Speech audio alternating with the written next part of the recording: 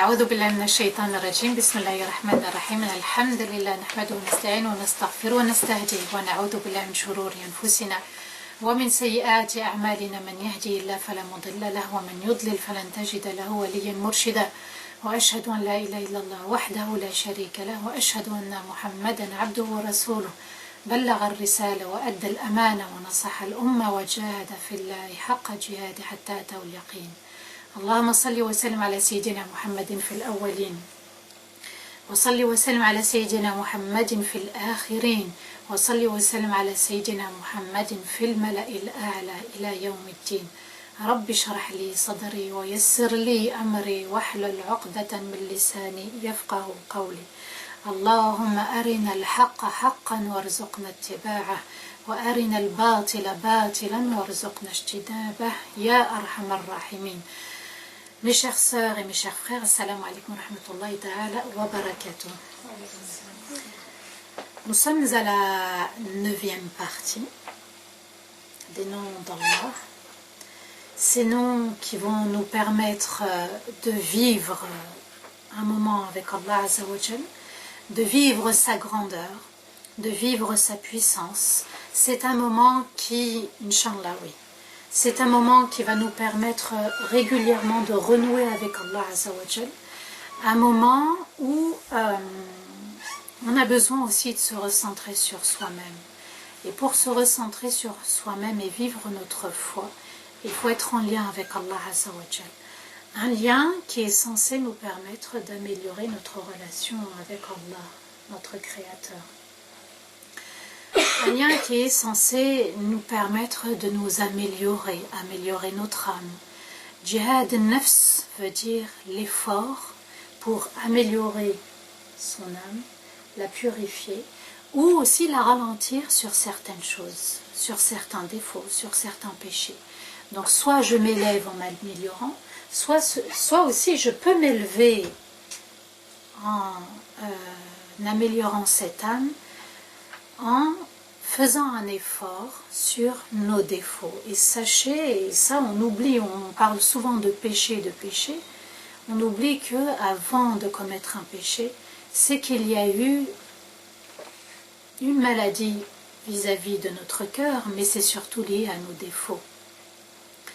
Allah Azza wa Jal nous dit qad aflaha man zakkaha, aura réussi celui justement qui se remet en question, celui qui réfléchit sur son quotidien, sa relation avec Allah. Cette âme aussi, elle nous permet, quand elle médite les noms d'Allah Azza wa Jal, d'améliorer sa relation avec les êtres humains, avec la nature, avec tout ce qui nous entoure, subhanallah. Aujourd'hui nous allons méditer deux noms très très importants, subhanallah, et vous allez comprendre par vous-même pourquoi je les ai choisis. J'ai choisi de les traiter ensemble. C'est une succession, hein. Je suis moi l'ordre des noms d'Allah, mais vous allez voir, subhanallah, qu'ils sont importants quand on les étudie en même temps. Nous allons étudier bi'idhnillah al-mutakabbir wal-khaliq. Que signifie al-mutakabbir dans notre vie? Que signifie al-mutakabbir quand on médite la grandeur d'Allah? Que signifie al-khaliq au quotidien? Que signifie al-khaliq dans mon être? Que signifie al-khaliq, la petite personne que je suis dans cet univers? Et je vous ai dit, subhanallah, les noms d'Allah ont un lien fort avec Surat al-Fatiha. Et la Fatiha a un lien fort aussi avec les noms d'Allah, puisque le deuxième verset, c'est Ar-Rahman Ar-Rahim. Et vous allez voir qu'à chaque fois qu'on étudie un nom, ce nom-là, subhanallah, il est toujours en lien avec un verset de Surat al-Fatiha. C'est la magie, c'est la force de cette sourate. C'est une sourate qui représente une lumière pour nous guider dans l'obscurité de la vie. Al-Mutakabbir, certains aussi, quand ils méditent ce nom, quand on étudie ce nom, ils l'associent avec Al-Kabir. Al-Mutakabbir ou Al-Kabir. Kabira, La racine kabira en arabe veut dire vieillir, la vieillesse du corps. Vous allez voir tout doucement comment, subhanallah, nous allons venir au grand sens de al-mutakabbir. Kabura signifie la grandeur, l'importance, la hauteur. Kabira, l'être humain devient petit, puisqu'il faiblit physiquement. Il prend de l'âge, il devient tout petit, il a du mal à se nourrir, il a du mal à se doucher, il a du mal peut-être à faire ses ablutions, il a du mal à faire certains gestes du quotidien qu'il faisait avec facilité les belles années, 20 ans, 30 ans, 40 ans, 50 ans, et tout doucement on prend de l'âge, les pas ralentissent, les gestes ralentissent, subhanallah. Regardez comment Allah Azza wa Jal nous dit en fait qu'il est le mutakabbir, mais que nous sommes faibles dans notre être. El-Kibru signifie l'importance, l'être suprême, son éminence. Allah Azza wa Jal. Vous voyez que d'une voyelle à une autre, le sens peut changer. Allah, il est El-Mutakabbir. Pourquoi? Parce que Allah, il est au-dessus de tout mal et de toute forme d'injustice. Donc il n'est pas comme les êtres humains qui peuvent faire du mal. Et il est El-Mutakabbir. Pourquoi? Parce qu'il ne commet aucune injustice. Ni envers ses serviteurs, ni envers ses créatures, ni envers l'univers. Il est El-Mutakabbir. Il est au-dessus du mal et il est au-dessus de l'injustice de ses hommes. Allah est aussi au-dessus de toute forme de ressemblance liée à l'homme. Allah ne peut pas ressembler à l'être humain. Il est au-dessus. Et on appelle Allah Azza wa Jal El-Mutakabbir. On dit La shay'a mithlah. Rien ne lui ressemble. Rien n'est comparable à Allah Azza wa Jal. Donc il est El-Mutakabbir. Nous, on a souvent tendance à penser, à croire que le Mutakabbir c'est l'orgueilleux. El-Mutakabbir c'est celui qui est au-dessus du mal de ses créatures, des hommes, et de l'injustice de ces hommes, et aussi de toute forme de ressemblance. Allah ne voit pas comme nous, Allah ne mange pas comme nous, voilà. Tout ce qui concerne l'être d'Allah, tout ce qui concerne Allah Azza wa Jal, nous n'avons aucune information. Mais on ne peut pas se dire, nous on mange, est-ce qu'Allah mange? Nous on voit, est-ce qu'Allah aussi voit? Il a des yeux comme nous. On ne peut pas le comparer à nous, à l'être humain. Allah est au-dessus aussi de l'injustice des hommes. Allah n'est pas injuste envers ses hommes, mais il est au-dessus de l'injustice des hommes, c'est-à-dire que celui qui souhaite être injuste envers quelqu'un d'autre, Allah Azza wa Jal fera régner sa justice. Et ça, c'est rassurant pour ceux qui ont subi, pour ceux qui ont été victimes de certaines paroles, qui ont été victimes de certains comportements, qui ont été victimes de certains agissements. Là, il faut absolument laisser l'affaire entre les mains d'Allah Azza wa Jal. Il est El-Mutakabbir, il n'accepte aucune injustice, et lorsque l'injustice est commise, il la répare par sa justice. Et ça doit apaiser notre cœur, ça doit apaiser notre âme, et ça doit nous éduquer aussi dans le tawakkul. On n'a pas besoin d'invoquer contre la personne ou d'essayer de se venger ou de garder une rancune aussi. La rancune, c'est exactement dire j'ai pardonné mais je n'ai pas oublié. C'est ça la rancune. Mais on se voile la face.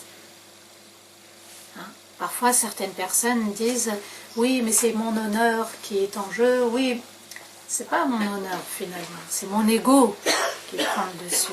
C'est pas une question d'honneur, c'est l'ego.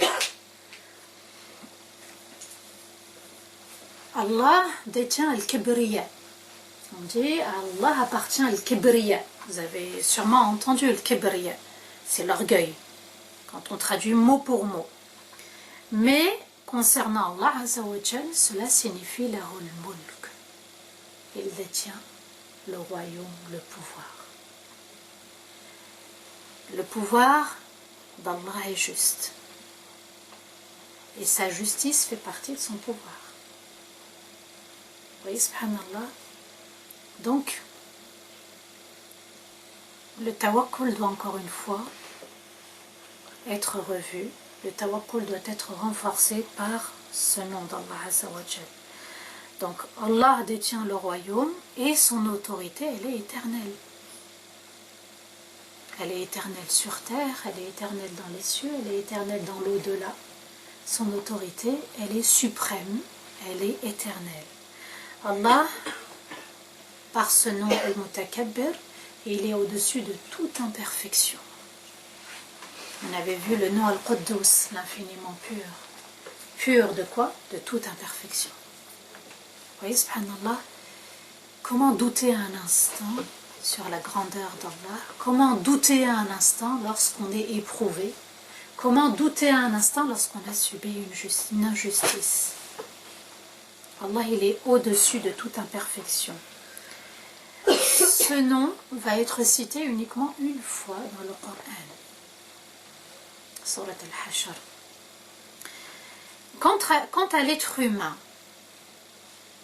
là on a parlé de la grandeur d'Allah Azza wa Jal.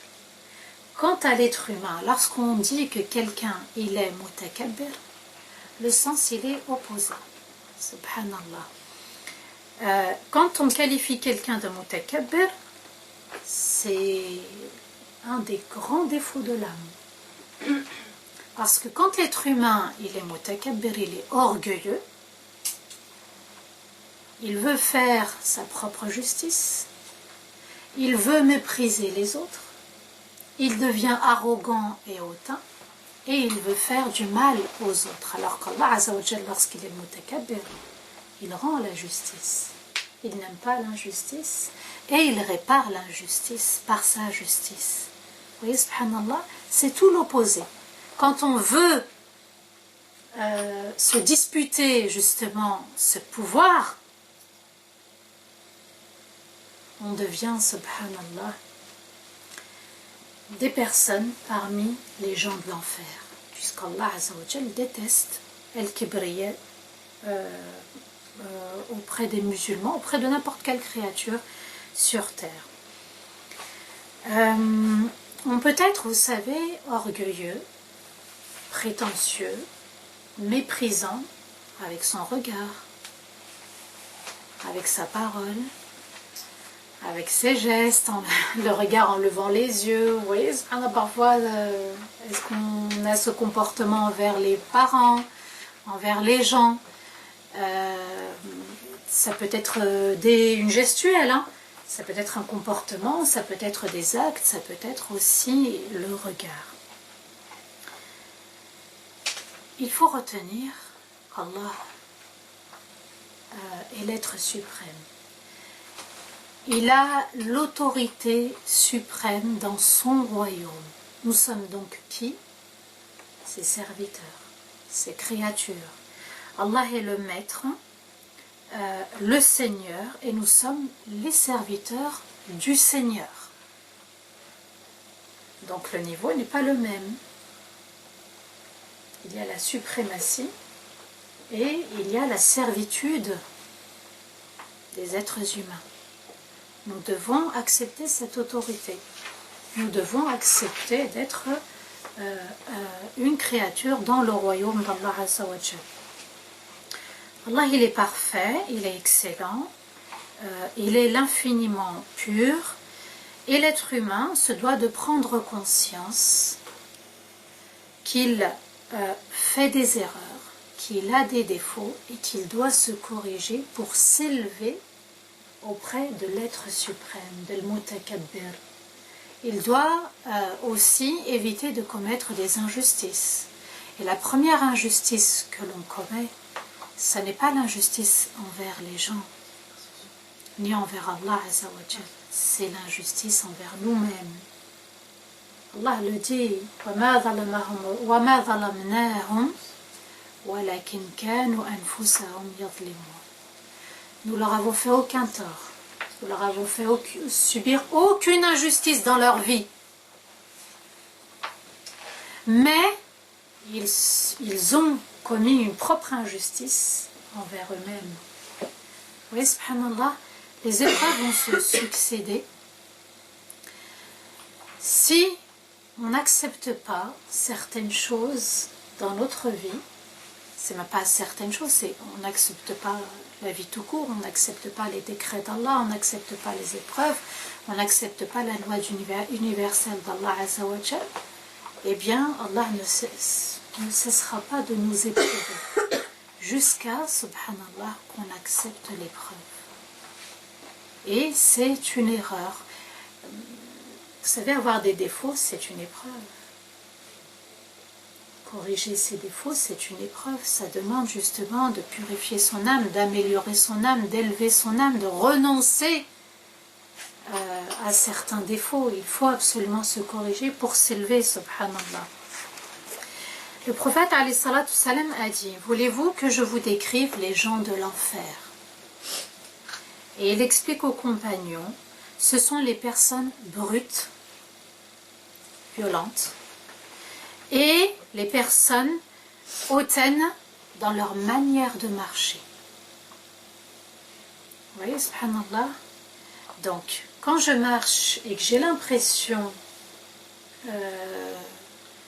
que les autres n'existent pas, ou je les méprise, ah tiens, lui, on critique à l'extérieur, on critique en marchant, subhanallah, les autres, on a un comportement hautain vis-à-vis des autres. Vous voyez que là, le comportement du musulman, du croyant, même à l'extérieur, il est très important. On ne vit pas notre foi qu'au sein de la communauté. On ne vit pas notre foi qu'à la maison.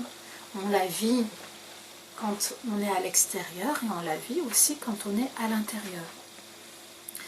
Dans un autre hadith, le prophète alayhi salatu salam nous dit, ceux qui seront loin de moi le jour du jugement seront ceux qui méprisent les autres, ceux qui se vantent et ceux qui se montrent arrogants et rancuniers.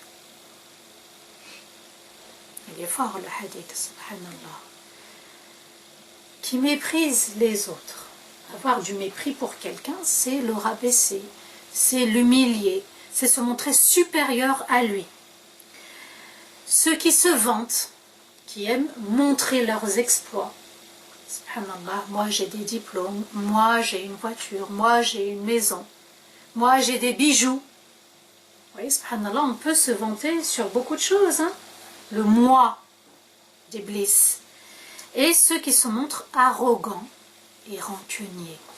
Donc arrogant, qui est fier, qui cherche à blesser l'autre, et rancunier, c'est celui qui n'oublie pas les injustices subies. Vous voyez, subhanallah, c'est ça être rancunier.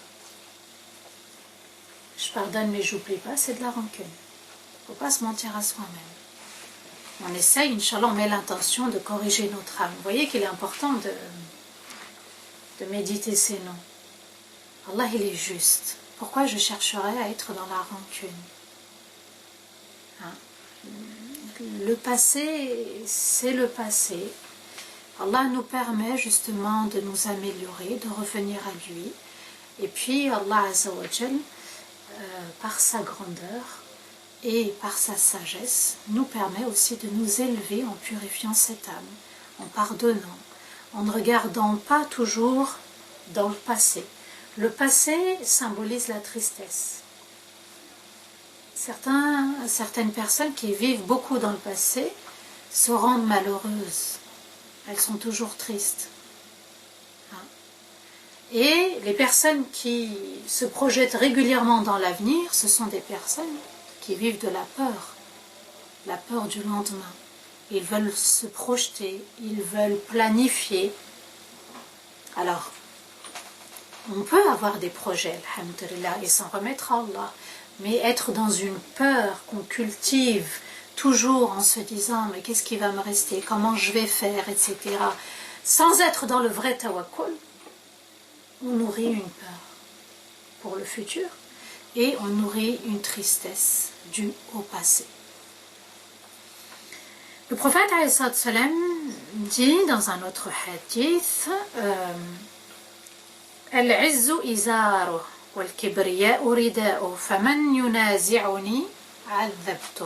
Allah nous dit la puissance et la suprématie n'appartiennent qu'à Allah. Si on traduit mot à mot le hadith, c'est vraiment le vêtement. Et Allah aurait un vêtement qui s'appelle la puissance et un autre vêtement, la suprématie. Mais on ne peut pas se comparer à Allah Azza wa Jalla. Ce n'est pas le vêtement que nous, on porte. Hein. Voilà, c'est une image. Celui qui veut disputer mon manteau, mon vêtement, donc c'est le symbole. Vous savez, quand on met un manteau, ça nous donne un certain style, un certain charme, une certaine allure. Et dans ce hadith Qudsi, Allah nous dit, celui qui veut disputer mon manteau, je le châtierai. Donc qu'est-ce qu'Allah nous dit? Allah nous dit, la puissance n'appartient qu'à Allah. Personne n'est puissant sur terre. On a beau être roi, président, chef, responsable, on doit toujours craindre Allah Azza wa Jalla. Et on est au-dessus de personne. Al-A'la, c'est Allah. Al-Malik, c'est Allah. Vous voyez, ça nous éduque. On se fait tout petit, toute petite. Dans un autre hadith, le prophète nous dit, le prophète a dit des choses. La yadkhulul jannah man kana lahu mithqalu dharratin min kibr. Nul n'entrera au paradis s'il possède un atome d'orgueil. Là, c'est lié à l'être humain.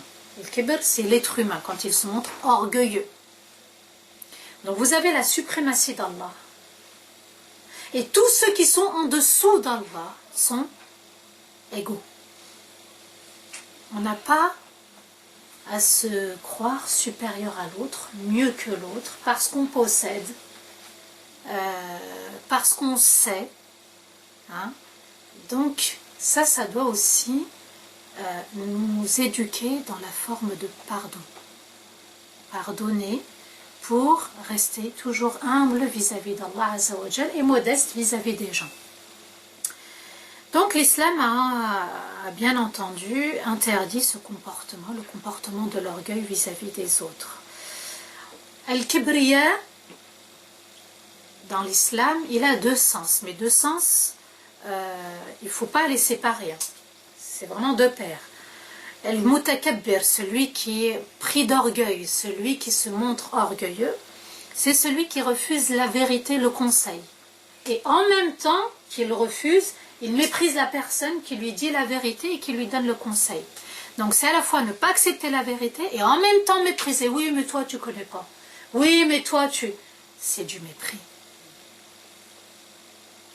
On peut ne pas se comprendre sur certaines choses. Un malentendu, une mauvaise explication. Mais le kibr, il est dans le cœur.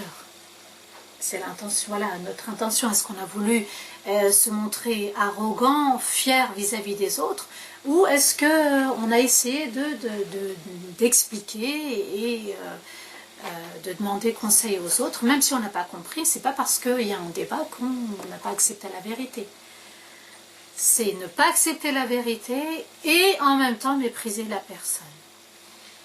L'être humain ne peut pas être supérieur aux autres, du moment que c'est une créature d'Allah. On ne peut pas se montrer supérieur aux autres. Et ce comportement, le comportement de l'orgueil, témoigne d'une négligence, d'un oubli, peut-être d'une ignorance, et bien que cette suprématie n'appartient qu'à Allah Azza wa Jal. Allah dit dans un verset أخذته العزة بالإثم. La personne s'est montrée fière et orgueilleuse et a commis un péché. Vous voyez, il faut faire attention. On est constamment en train d'éduquer cette âme. Cette âme, il faut la ramener régulièrement au droit chemin. Cette âme, subhanallah, il faut toujours la purifier.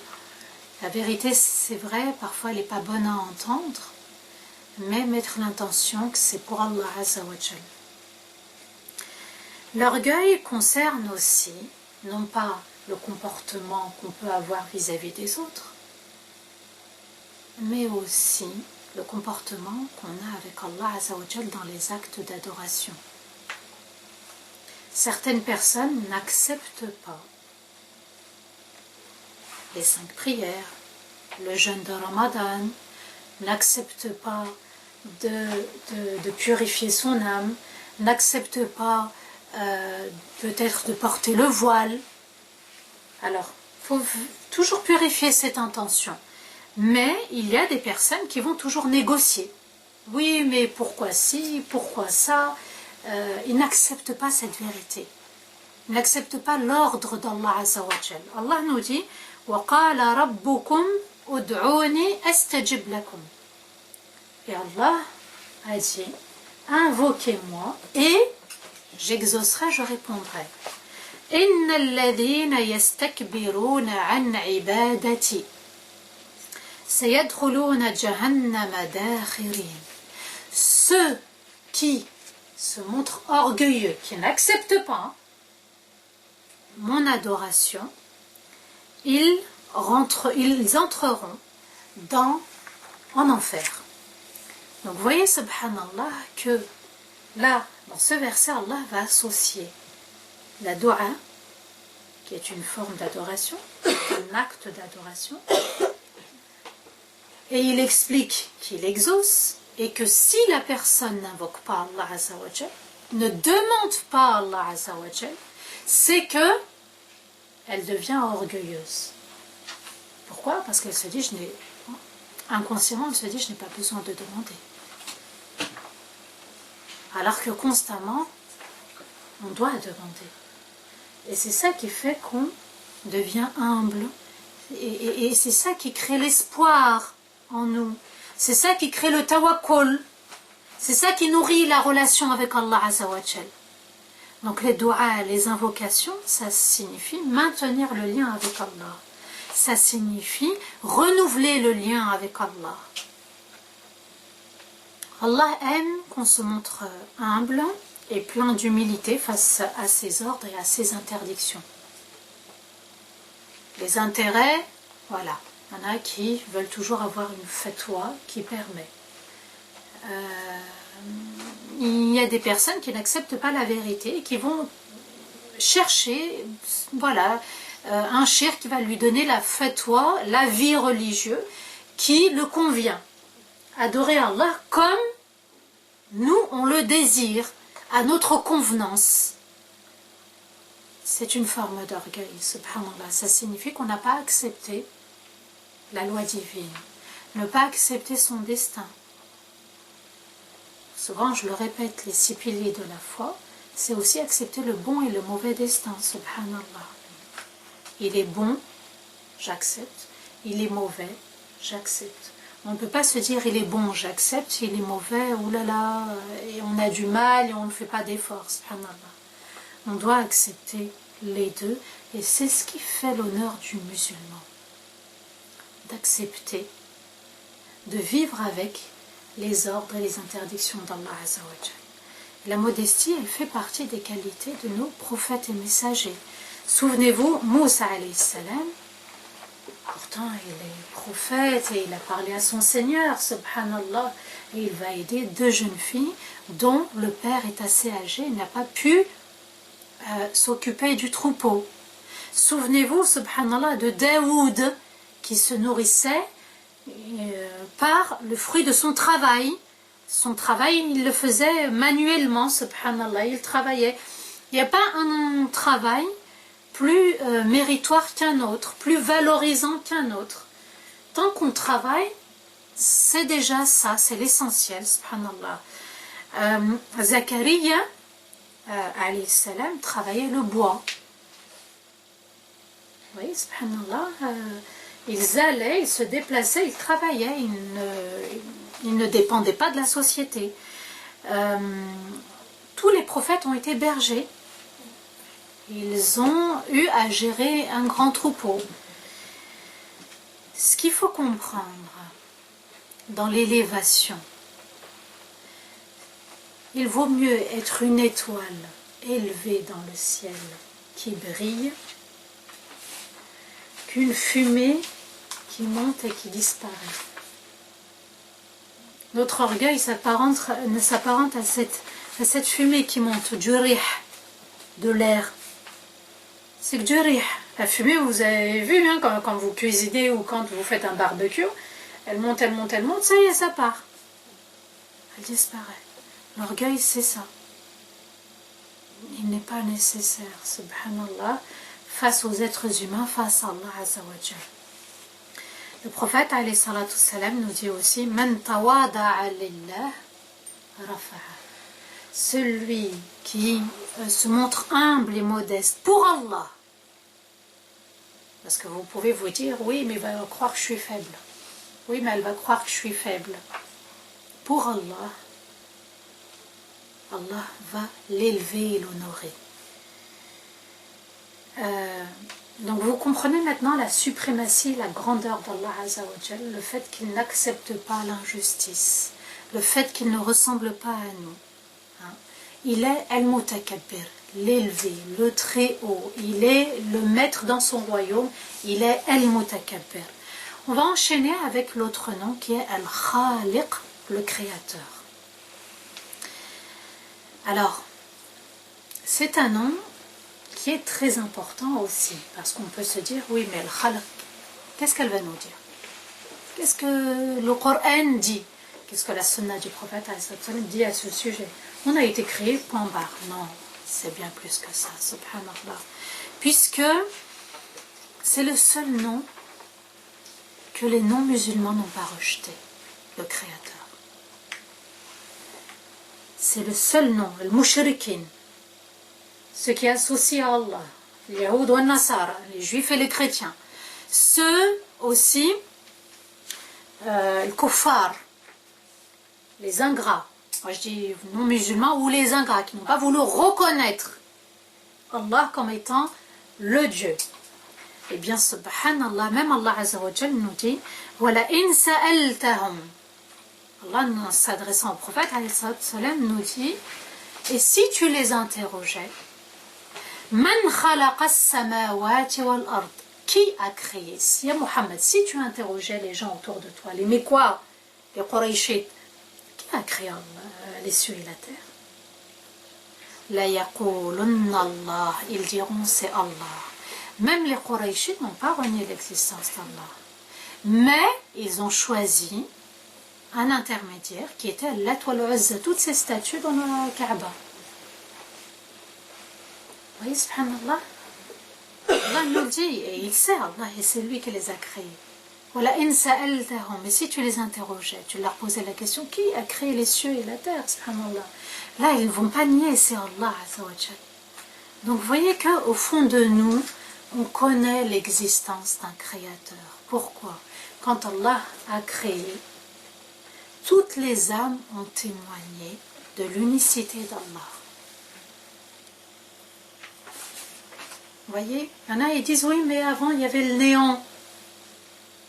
Mon fils, justement, une de sa classe, elle lui dit, oui, mais c'est non, il n'y a pas de Dieu, il y avait le néant avant. Il lui a dit, mais et qui a créé le néant?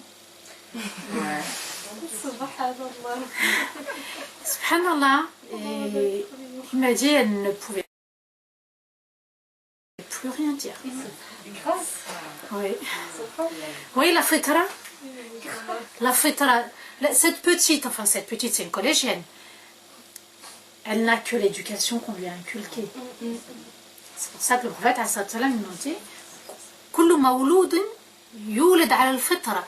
Chaque nouveau-né, il est avec la fitra, c'est-à-dire avec l'innocence. avec le côté naturel, accepter la création d'Allah, accepter le Créateur. Et par la suite, c'est l'éducation, le milieu, l'environnement dans lequel il va grandir, que cela va changer. Au début, la fitra, elle est propre à chaque créature, enfin à chaque être humain. Cette fitra, subhanallah. Vous voyez qu'il est très important de revenir à l'essentiel. Hein? Fitra, voilà, c'est la nature essentielle. Et Allah Azza wa Jalla nous dit Fatabarakallahu ahsanul khaliqin. C'est un verset très important. Béni soit le meilleur des créateurs. On avait dit la bénédiction c'est quoi? C'est le bien absolu, le khayr absolu d'Allah Azza wa Jalla.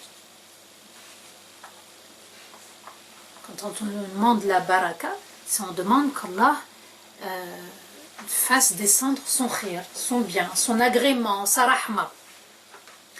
Fatabarakallahu ahsanul khaliqin. Et béni soit Allah, le meilleur des créateurs.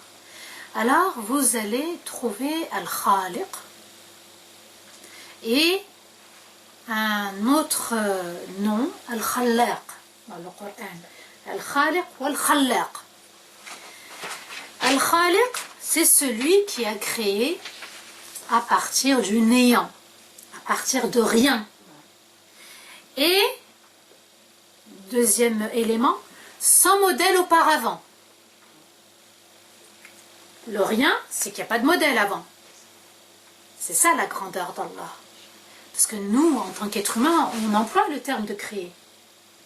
J'ai créé ma société, j'ai créé ma ligne de vêtements, ma ligne de parfum, j'ai créé. C'est devenu un mot très utilisé. Donc, quand Allah crée, il crée à partir du néant, à partir de rien. Kun fayakun. Avant la goutte de sperme, on était où?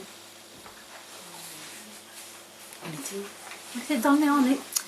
Subhanallah, là, on doit se sentir encore plus petit que le sperme, quoi. Rien. Oui, subhanallah.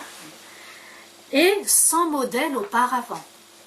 Alors que les êtres humains, ils ont besoin de matériaux, ils ont besoin parfois de modèles. Et vous savez, subhanallah, que la mode, par exemple, je prends un exemple, la mode, elle change chaque année, mais on revient souvent à la mode d'avant, à la mode ancienne. L'ancien devient moderne, le moderne parfois est ancien. Vous voyez, subhanallah, on fait du copier-coller, mais on ne peut pas faire la même chose qu'Allah, c'est-à-dire créer à partir de rien et créer sans modèle auparavant. Voilà la nuance qui existe entre... et subhanallah, personne n'a pu réussir à créer un être humain. Même s'il essaye, c'est avec des souches, avec quelque chose qui appartient à l'être humain. Même le clonage.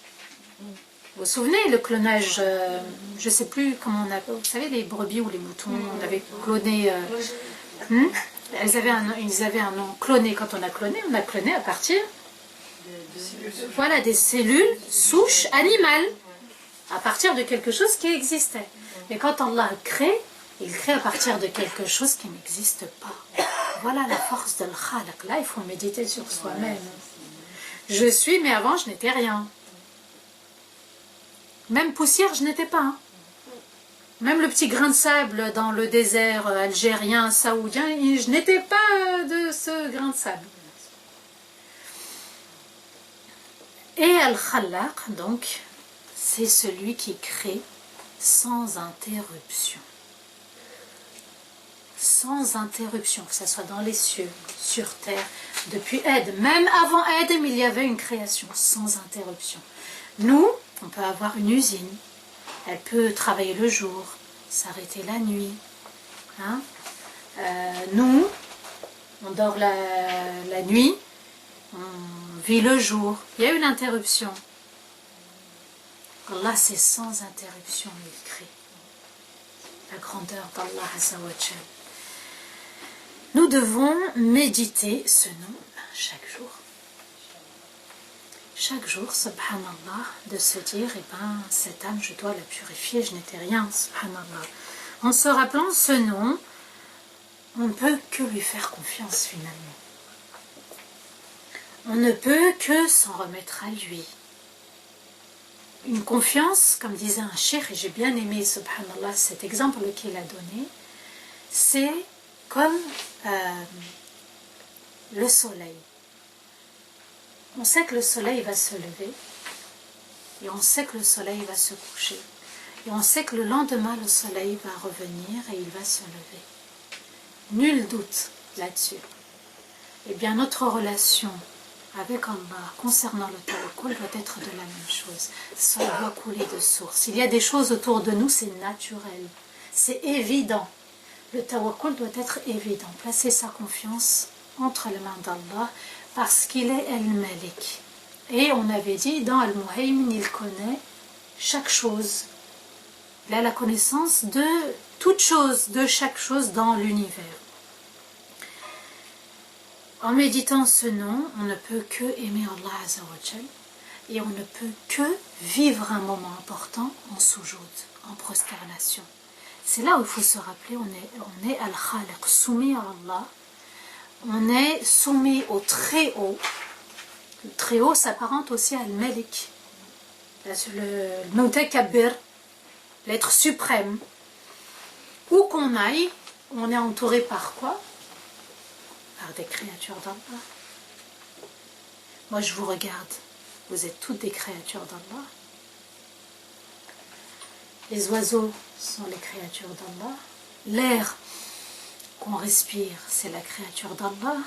Le soleil, la nuit, le jour, la lune, les étoiles, les arbres, le vent. On ne peut pas oublier les signes du Créateur. Allah Azza wa Jal nous dit de méditer sur ces signes. Il nous demande de méditer sur ces signes et non sur son être. Les signes d'Allah Azza wa Jal. Donc où qu'on aille, subhanallah, on vit la création d'Allah. Allah Azza wa Jal nous dit dans Surat Al-Zumar verset 62, Allahu khaliqu kulla shay. Allah est le créateur de chaque chose. Wa huwa ala kulli shay'in wakil.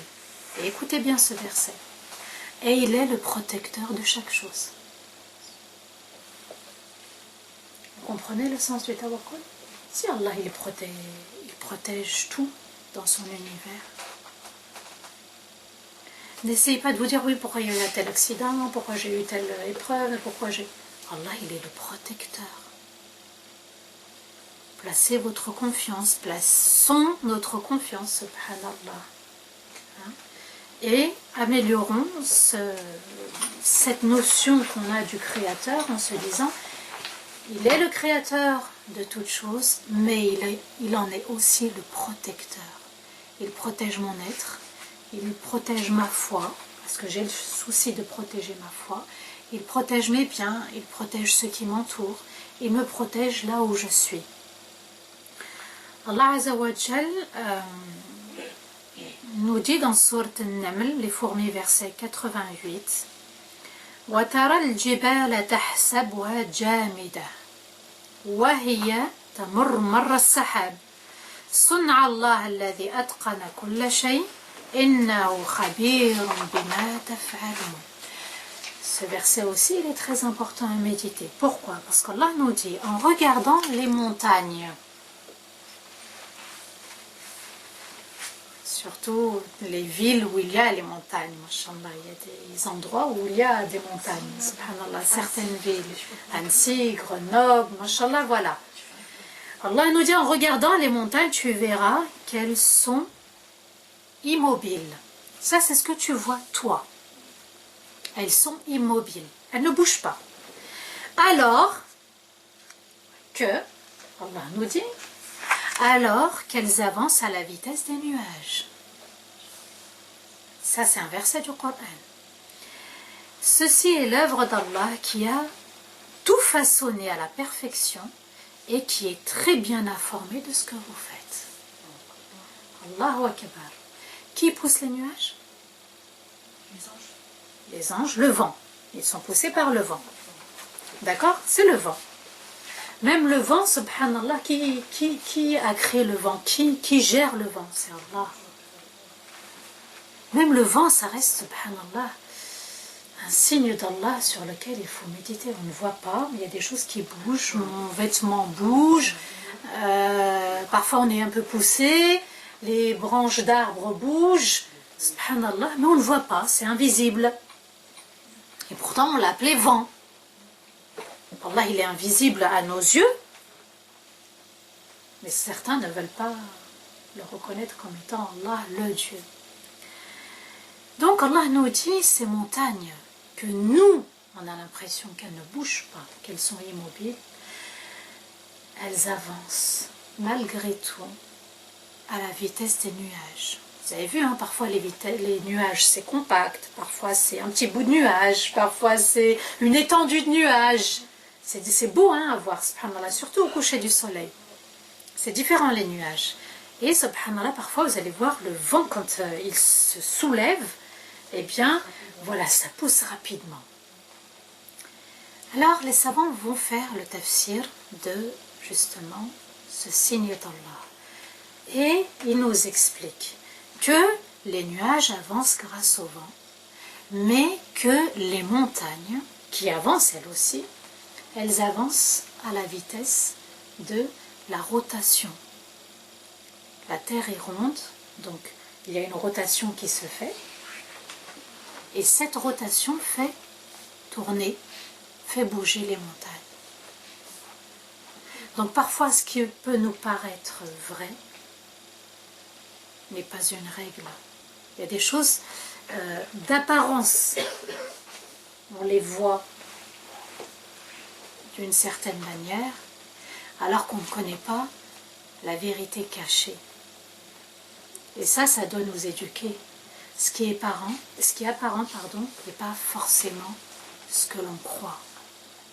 Ça peut être trompeur. On n'a qu'une partie de la réalité. On n'a pas toute la réalité. Donc, ne pas juger l'autre. Essayer de comprendre, poser des questions. Avant de condamner la personne, avant de se dire elle est comme ci, elle est comme ça. De toute façon, on n'a pas le droit de juger quelqu'un. Ça nous mène à rien, ça nous fatigue et justement ça nous épuise et ça nous met dans un état qui fait que parfois on peut s'éloigner d'Allah. Donc les montagnes avancent grâce à la terre qui est ronde. Qui tourne. Vous voyez, les montagnes bougent aussi. Et ça fait partie de la grandeur d'Allah Azza wa Jal. Allah nous dit dans un autre verset قُلْ سِيرُوا فِي الْأَرْضِ فَانْظُرُوا كَيْفَ بَدَأَ الْخَلْقَ ثُمَّ اللَّهُ يُنْشِئُ النَّشْأَةَ الْآخِرَةَ إِنَّ اللَّهَ عَلَى كُلِّ شَيْءٍ قَدِيرٌ. Allah nous dit, parcourez la terre. Ne restez pas que chez vous. Sortez. Et subhanallah, sortez et méditez. Là, ça s'adresse aux hommes et aux femmes. Les randonnées, les balades au sein de la nature, les voyages.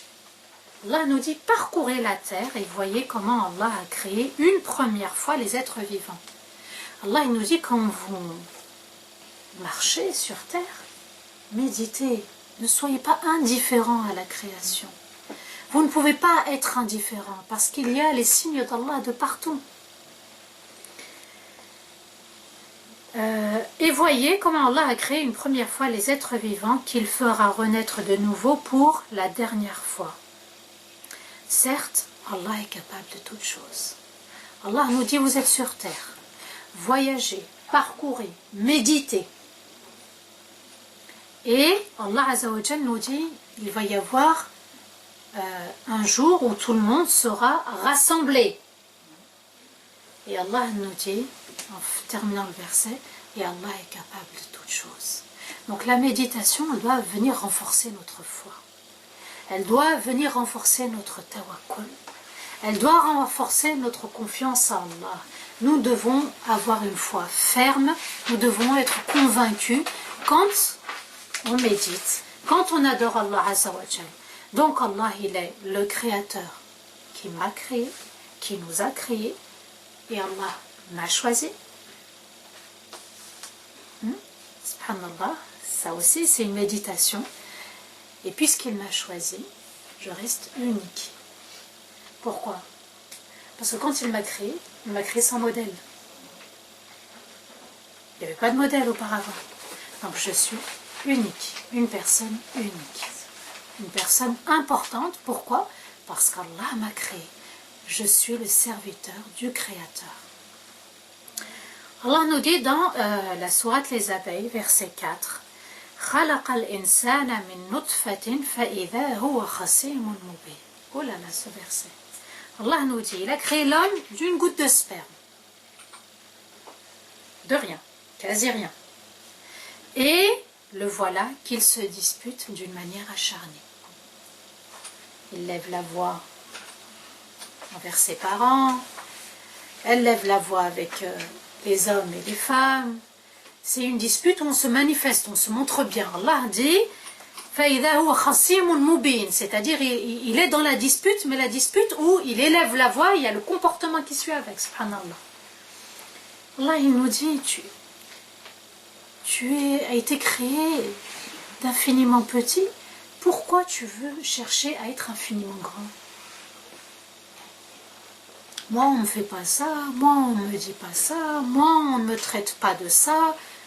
Ça revient souvent, et on est à une époque où ces phrases, on les entend de partout, subhanallah.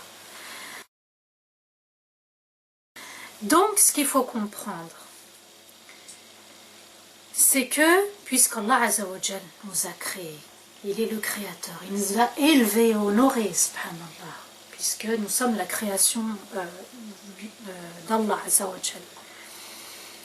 Et comme nous sommes ses serviteurs, il y a une autre forme de dispute, c'est la dispute de ses interdits, de ses ordres, le fait de ne pas accepter le décret d'Allah. Parfois, inconsciemment, on dispute Allah sur les choses de notre vie. Et pourquoi moi ça m'arrive? Et pourquoi j'ai eu ça?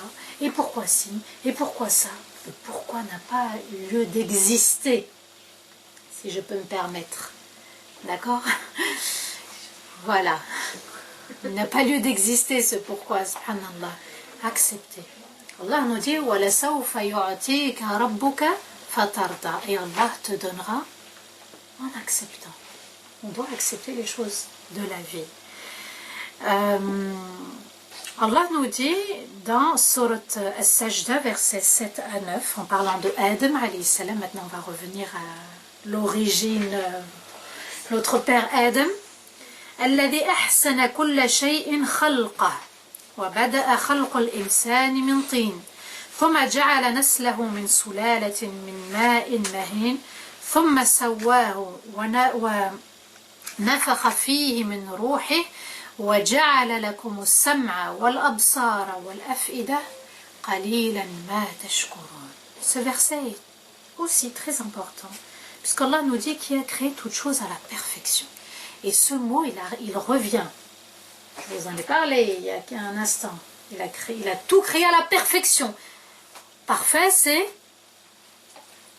sans erreur, sans oubli, sans défaut, sans manquement. Il n'a rien oublié quand il a créé. Et il a créé avec sagesse. C'est-à-dire que quand il a choisi, c'est pour un khir, pour un bien. Qui a créé toute chose à la perfection. Et il a créé l'homme d'argile, puis de sperme, puis il en a tiré toute sa descendance, puis il lui a donné une forme harmonieuse et insufflé en lui de son esprit.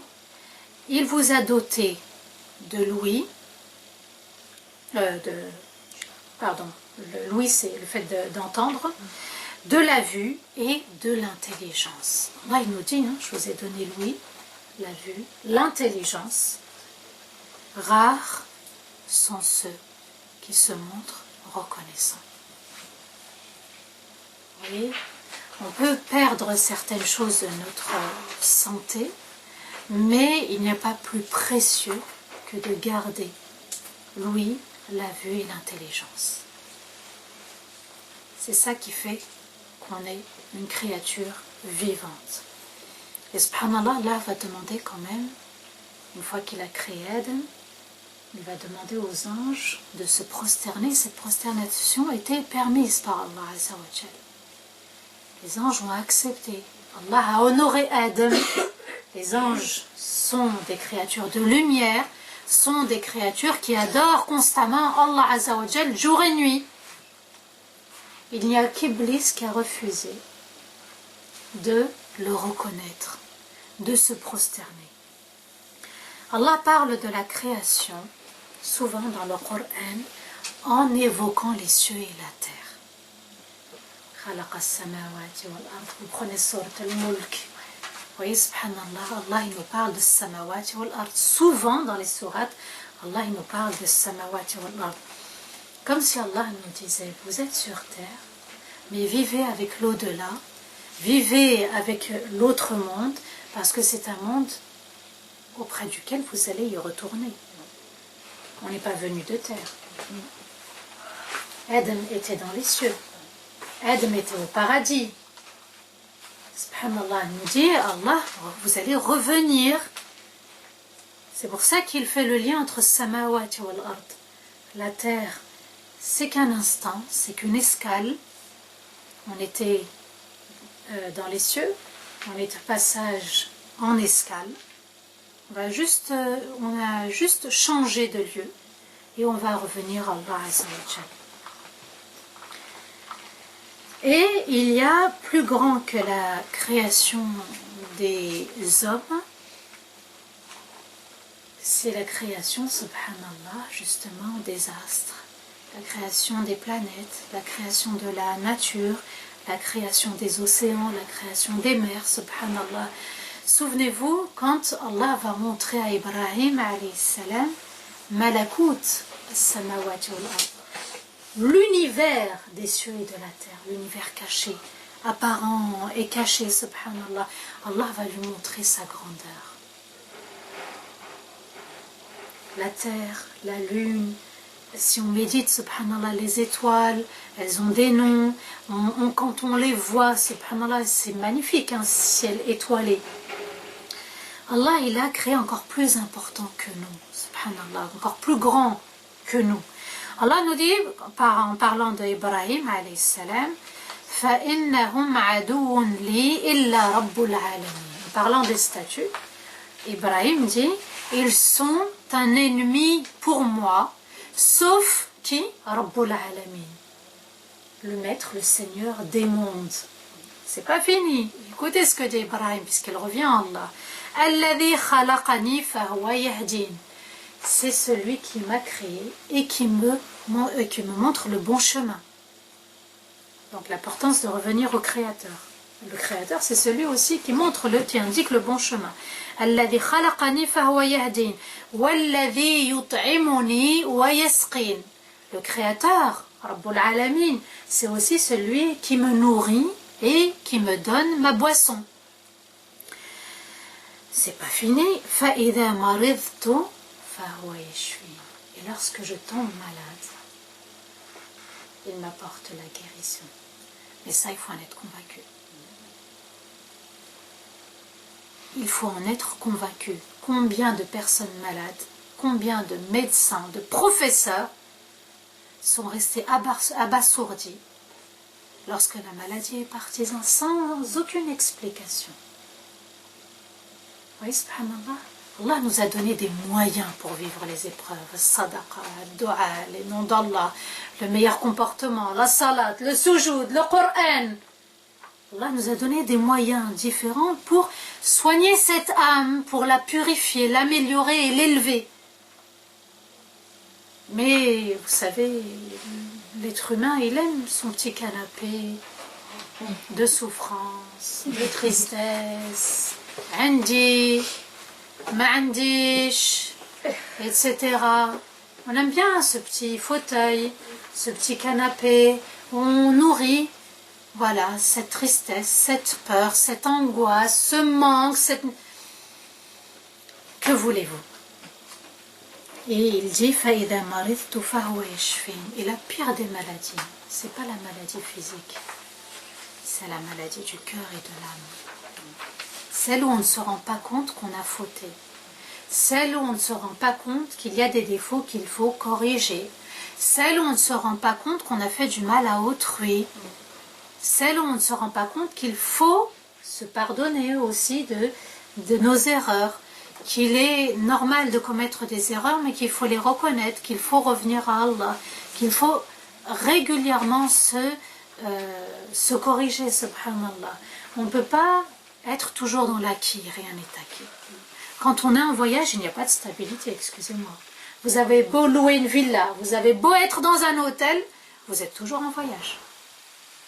Rien n'est fixe. Vous n'avez pas... Vous êtes vraiment SDF, hein? On est tous des SDF sur Terre, sans domicile fixe. Le domicile fixe, c'est quoi? Premier domicile, c'est la tombe. Ça, c'est un domicile fixe. L'autre domicile fixe, la demeure fixe, c'est le paradis. Qu'Allah nous préserve de l'enfer. Donc, vous voyez, subhanallah, la maladie, ça n'est pas que la maladie corporelle, la maladie physique, mais c'est aussi la maladie des défauts, la maladie des péchés. Là où il faut toujours se remettre en question dans nos prières et aussi en dehors de nos prières. Allah Azza wa Jal nous dit Qul ya ayyuhan nas, dit vous les gens, hal min khaliqin ghayrullah, y a-t-il un autre créateur en dehors d'Allah? Et il explique yarzuqukum min as-sama'i wal ard, qui vous donne votre subsistance en provenance du ciel et en provenance de la terre. Al-Khaliq, c'est celui qui justement subvient à mes besoins, c'est celui qui me soigne quand je suis malade, c'est celui qui me guide dans la vie. Al-Khaliq. Vous voyez, subhanallah, c'est pas juste kun fayakun, c'est pas que ça. Al-Khaliq, c'est celui qui a fait que je suis là, qui a fait de moi qui j'étais auparavant, qui je suis aujourd'hui, et qui je serai demain. Je répète, Qul ya ayyuhan nas, et là Allah il s'adresse à tous les hommes, pas que les musulmans, les croyants. Vous les gens, dit vous les gens, hal min khaliqin ghayrullah, y a-t-il un autre créateur en dehors d'Allah? Yarzuqukum min as-sama'i wal ard, qui vous apporte votre subsistance du ciel et de la terre. La pluie ne vient que d'Allah. Personne n'a réussi à apporter la pluie. Personne. Même en arrosant, c'est l'eau de la pluie. Même si on essaye avec des canadaires, c'est toujours l'eau de la pluie qui vient des cieux. Personne ne peut monter dans les cieux et nous donner la pluie. C'est encore un élément, subhanallah, de méditation. Le Coran va souvent répéter le nom Al-Khaliq. Vous savez qu'il n'y a pas de hasard. Pourquoi, subhanallah? Pour lier les noms, pour lier au nom d'Allah. C'est-à-dire que le Khaliq s'associe aux autres noms d'Allah. Il n'y a pas que Al-Khaliq. C'est aussi pour être en lien avec Allah. Revenir à la source. Revenir à l'origine. L'origine, c'est pas que mes parents, nos ancêtres, le bled, c'est pas que ça l'origine, les origines. Les origines, c'est Allah qui m'a créé. Elle est là mon origine.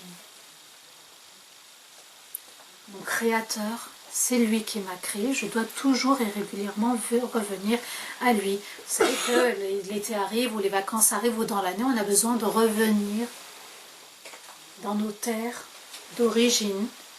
Eh bien, nous, on vient, subhanallah, des cieux. On vient parce qu'on a été créé par le Créateur.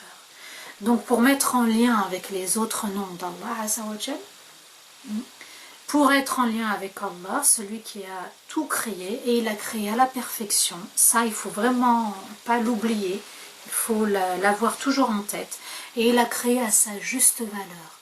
Chaque chose, il lui a donné sa valeur. Parce qu'Allah n'est pas injuste. On a dit qu'il était murtakabbir. Il n'acceptait pas l'injustice, pardon. L'injustice des hommes, il ne l'acceptait pas aussi. Et Il a la connaissance de toutes choses avec science pour toute l'éternité. Il connaît absolument tout dans son univers, le moindre petit détail, la petite poussière au fin fond d'une forêt, au fin fond d'un désert. Al-Khaliq, c'est aussi pour le remercier. Allah Azza wa Jalla nous l'a dit. Qalilun min ibadi ash-shakur. Rares sont ceux qui se montrent reconnaissants de leur avoir donné la vue, l'ouïe, l'intelligence. Oui, subhanallah, on oublie de le remercier régulièrement. Et Allah aussi, il est Al-Khaliq pour le craindre. Allah nous dit, Ya ayyuhan nas, vous les gens, wa'budu rabbakum alladhi khalaqakum. Adorez votre Seigneur qui vous a créé. Walladhina min qablikum. Et il a créé ceux qui sont venus avant vous. Pourquoi? La'allakum tattaqun. Afin de parvenir à la crainte d'Allah Azza wa Jal. L'adoration d'Allah, c'est pour le craindre, c'est pour vivre avec Allah, pour se plaire dans cette adoration. L'adoration, c'est pas une contrainte. L'adoration, on a dit que c'était une liberté. La liberté de ne pas être soumis à quelque chose ou à quelqu'un, subhanallah. الذي جعل لكم الأرض فراشا والسماء بناء. Celui qui a créé pour vous la terre comme étant un drap, un tapis, firash, un tapis. Vous voyez, quand on déroule le tapis, c'est un honneur, subhanallah. والسماء بناء.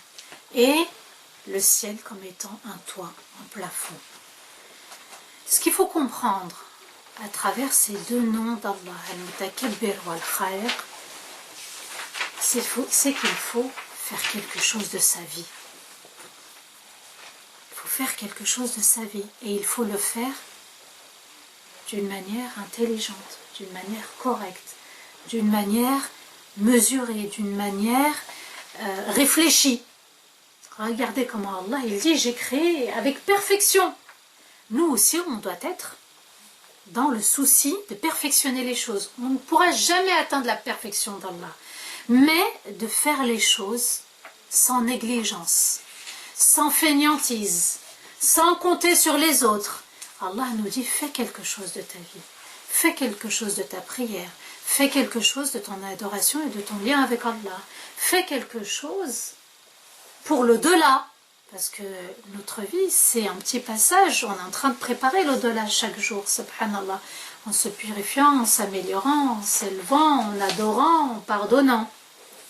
Donc il est important de faire quelque chose de bon, parce qu'Allah est bon, quelque chose de beau, parce qu'Allah est beau, il aime la perfection et il est parfait, et surtout, quelque chose qui plaise à Allah. Hein, ça c'est important. Œuvrer dans ce sens, parler dans ce sens, se comporter dans ce sens, d'une manière que ça plaise à Allah. J'accomplis, j'agis, j'œuvre pour Allah Azza wa Jal. Il est important toujours et régulièrement de se remettre en question, de réfléchir sur son état, de se dire où est-ce que j'en suis, qu'est-ce que les autres pensent aussi de moi, les proches. C'est important d'en tenir compte. Et d'essayer de s'améliorer, subhanallah. C'est pas parce qu'on a 20 ans, 30 ans, 40 ans, 50 ans que ça y est, on est ce qu'on est, qui on est. On doit toujours chercher à évoluer, à s'améliorer, subhanallah. Wa astaghfirullah li wa lakum, subhana rabbik. اللهم أهل علينا شهر رمضان بالأمن والإيمان والسلامة والإسلام والتوفيق لما تحب وترضى يا ذا الجلال والإكرام. اللهم أعنا فيه على الصيام والقيام.